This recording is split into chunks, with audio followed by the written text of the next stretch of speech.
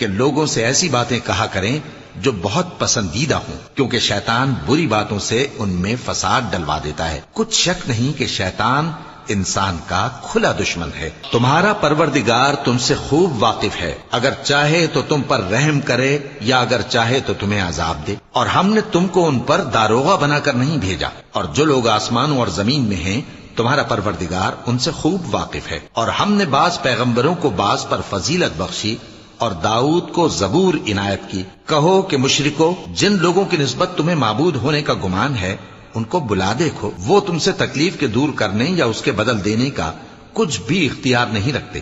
یہ لوگ جن کو اللہ کے سوا پکارتے ہیں وہ خود اپنے پروردگار کے ہاں ذریعہ تقرب تلاش کرتے رہتے ہیں کہ کون ان میں اللہ کا زیادہ مقرب ہوتا ہے، اور اس کی رحمت کے امیدوار رہتے ہیں اور اس کے عذاب سے خوف رکھتے ہیں۔ بے شک تمہارے پروردگار کا عذاب ڈرنے کی